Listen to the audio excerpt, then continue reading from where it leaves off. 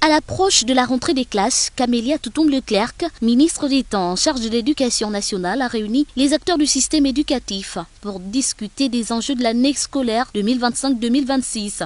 Cette réunion qui a rassemblé les chefs d'établissement du secondaire et les directeurs d'académie provinciale via visioconférence visait à faire le point sur les préparatifs pour la rentrée. Après avoir échangé avec l'association des parents d'élèves, j'ai tenu à rencontrer les chefs d'établissement du secondaire dans un premier temps, et dans un deuxième temps je vais rencontrer les chefs d'établissement du primaire, et j'étais également connectée grâce au digital avec l'ensemble des directeurs d'académie provinciale et des zones d'académie pour faire le point à quelques jours de la rentrée des classes, des préoccupations et des enjeux de cette rentrée scolaire. L'un des grands point d'attention a été l'orientation en 6e qui a été organisée par le SOSUP, qui est en autonomie de gestion, aussi bien financière qu'administrative. Et le SOSUP est géré à la fois par l'Éducation nationale et le ministère de l'Enseignement supérieur. En effet, l'orientation en 6e a suscité de nombreux recours de la part des parents. Face à cette situation, la ministre a fermement décidé de mettre en place une commission d'orientation chargée de traiter ces recours.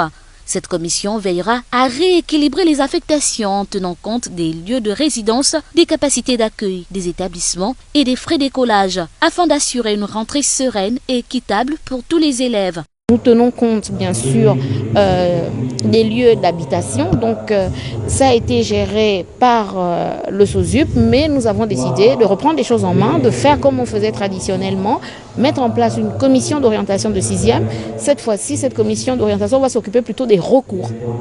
Donc dans cette commission, il y aura le SOSUP, qui est notre organe sur lequel on s'appuie pour l'orientation.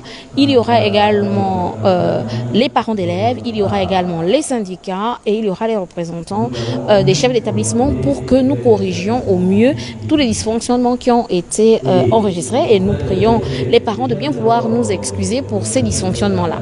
Mais il faut aussi dire aux parents qu'on ne peut pas orienter seulement en fonction du vœu qui a été fait par les parents. Notamment, il y a des parents qui demandent que des établissements spécifiques, où ces établissements-là, il y a une question des critères d'accès de ces enfants-là, il y a la question des frais d'écolage. Le public est là pour accueillir également ces enfants. On ne peut pas envoyer tous les enfants dans les établissements privés ou les établissements confessionnels. Mais les dysfonctionnements qui ont été enregistrés vont être corrigés. J'ai donné des instructions très fermes là-dessus pour que nous puissions rééquilibrer les choses et rapprocher les enfants de leur lieu d'habitation pour qu'ils puissent aller à l'école en toute sécurité et rassurer les parents. Aussi, la ministre a annoncé les dispositions prises par le chef de l'État, garantissant aux chefs d'établissement des moyens pratiques de fonctionnement dès le début de l'année scolaire. En particulier, un tiers des frais d'écolage sera distribué aux chefs d'établissement pour faciliter l'orientation en 6e.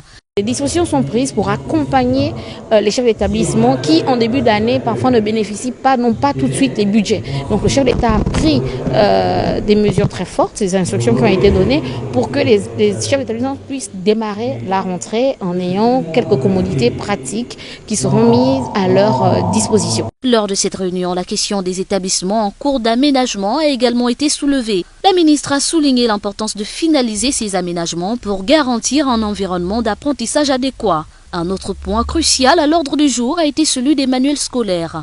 Il faut dire que ces discussions illustrent l'engagement du ministère de l'Éducation nationale à améliorer le système éducatif et à garantir que la rentrée scolaire se déroule dans les meilleures conditions possibles pour tous les acteurs impliqués.